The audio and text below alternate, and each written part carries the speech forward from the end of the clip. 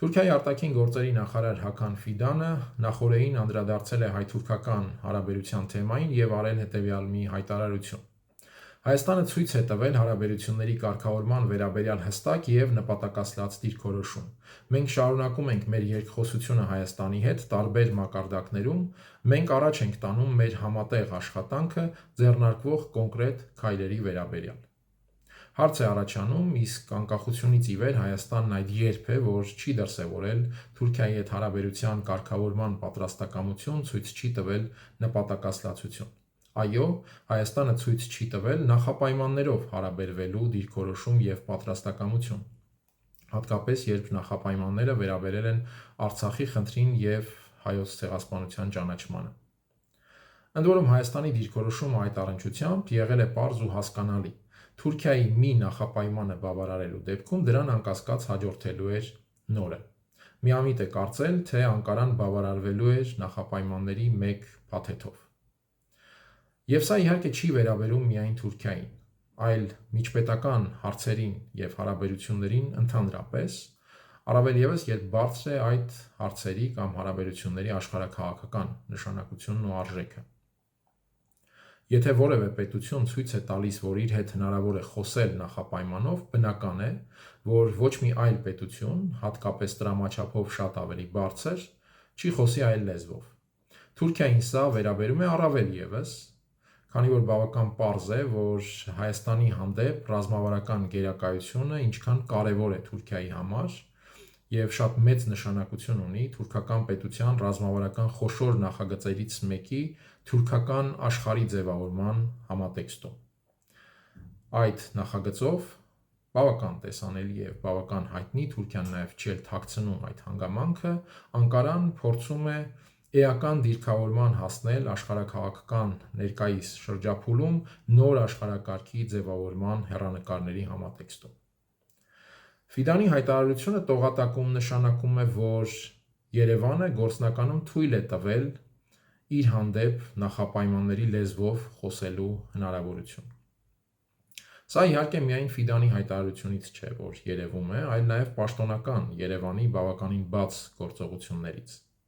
Պարզապես Թուրքիայի արտգործնախարարի հայտարարությունը իրերի այսպիսի դրության լրացուցիչ վկայություն է: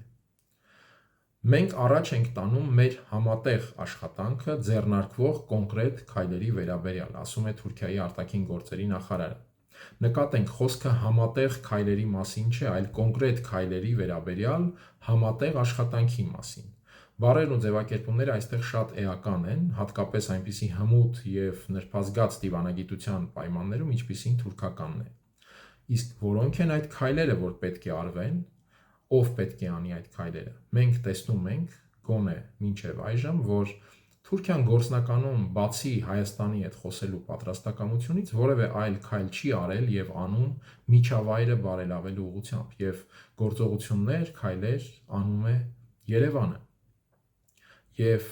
այս դեպքում մենք տեսնում ենք Երևանի գործողություններում բավականաչափ քայլեր, հայտարարություններ, որոնք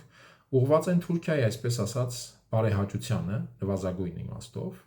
ընդորում թե Ադրբեջանի ուղղությամբ կատարվող քայլեր, որոնք նաև միտված են Թուրքիային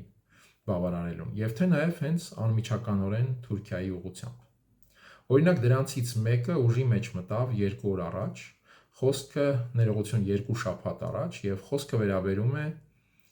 Հայաստան մուտքի և ելքի սահմանային կնիքի վրայից Արարատի պատկերը հանելու որոշմանը: Իհարկե պնդում են, թե Թուրքիան չի դրել այդպիսի պայման, թե Թուրքիան երբեք այդպիսի հարց առաջ չի քաշել և այլն: Սակայն այդ դեպքում հարց է առաջանում, թե ում էր խանգարում այդ կնիքի պատկերը և ինչու էր պետք անդրադառնալ այս թեմային: Եվ ավելին, այստեղ շատ էական է նաև, որ այդ մասին որոշումը, այսինքն կնիքի վրայից Արարատի պատկերը հանելու մասին որոշումը Հայաստանի կառավարությունը կայացրել է սեպտեմբերի 11-ին, իսկ սեպտեմբերի 12-ին Հայաստան է ժամանել Թուրքիայի հատուկ բանագնաց Սերդար Քլեչը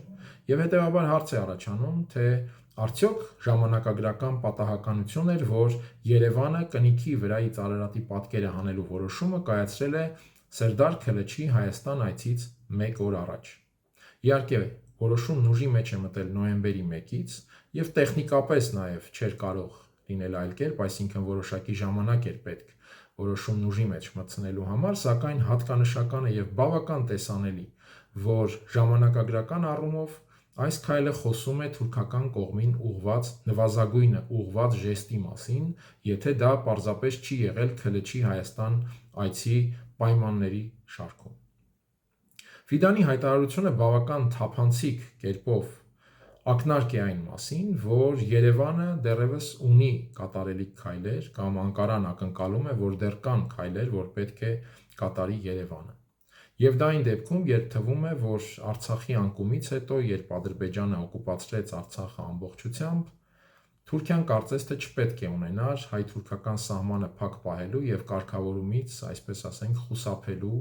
կամ խուսանավելու որևէ պատճառ, առավել ևս, որ Արցախյան առաջին պատերազմի տարիներին Թուրքիան հայ-թուրքական սահմանը փակել է հենց այն պատճառաբանությամբ, որ հայկական զինուժը ունեցել է հաջողություններ եւ այսպես ասած գրավել է ադրբեջանական տարածքներ։ Բայց Անկարայի այսօրվա վարքագիծը ակնհայտորեն հուշում է, որ այդ հանգամանքը եղել է սահմանը փակելու առիթ եւ ոչ թե պատճառ։ Անկարան փակել է դե յուրե հայ-թուրքական միջպետական սահմանը, բայց դե ֆակտո փակել է աշխարհաքաղաքական կարևորագույն նշանակություն ունեցող մի սահման, որը նաև իր այդ կարևոր նշանակությամբ բավական բազմիմաստ եւ բազմաշերտ իրողությունների հանգույց է։ Այդ սահմանը մի նշանակություն ունի Ռուսաստանի համար, այդ թվում նաև ռուս-թուրքական հարաբերության համատեքստում, նաև Ռուսաստան-Արևմուտք փոխհարաբերության հարցերի մրցակցության դիմակայության այդ ամբողջական կծիկի համատեքստում, նաև Արևմուտքի համար այլ տրամաբանությամբ նշանակություն ունի թե Ռուսաստանի հետ հարաբերության իմաստով, այսօր արդեն նաև Չինաստանի գործոնը հաշվի առնելով։ Եվ այս առումով Անկարան հայ-թուրքական սահմանը փակելով, օգտագործելով Արցախյան առաջին պատերազմի առիթը, ըստ իս հետխորհրդային ժամանակաշրջանում, նաև շատ ավելի երկարաժամկետ հաշվարկների համատեքստում աշխարհաքաղաքական կարևորագույն նշանակություն ունեցող այդ սահմանը պարզապես դրել է աշխարհաքաղաքական աճուրդի։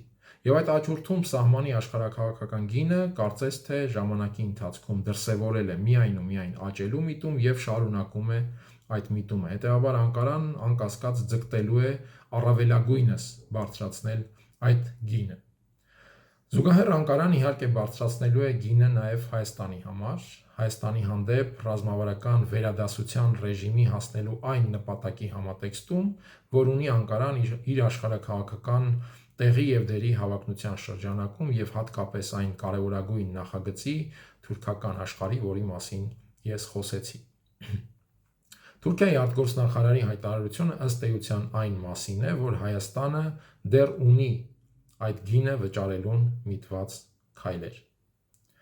Կասկածից վեր է, որ Թուրքիայի հետ հարաբերությունը կարգավորելը անհրաժեշտություն է Հայաստանի համար, կարևոր է եւ այդ հարցի ուղղությամբ պետք է իսկապես աշխատել։ Բայց ոչ պակաս կարևոր է, թե ինչ տրամաբանությամբ է լինելու այդ հարաբերության կարգավորումը։ Թուրքիայի ռազմավարական վերադասության, թե հարևանության եւ միջպետական հարաբերության հավասարակշռության տրամաբանությամբ։ Իհարկե ոչ ոք կասկածի տակ չի դնում Թուրքիայի տրամաչափի տարբերությունը անհամեմատ բարձր կշիռը։ Մյուս կողմից սակայն չպետք է կասկածի տակ դրվի հայկական պետական ազգային ինքնությունը եւ պատմական հիշողությունը։ Եվ սա է, որ կարող է ապահովել հարաբերության իսկապես առողջ կարգավորում։ Հակառակ պարագայում հայ-թուրքական հարաբերության կարգավորում ասվածը ընդամենը կլինի բարեհունչ մի փաթեթ, իսկ բուն բովանդակությունը Հայաստանի հանդեպ թուրքական փափուկ ուժի կիրառման կարգավորումների սահմանում եւ այդ փափուկ ուժի կիրառման առավելագույն նպաստավոր միջավայրի ստեղծում։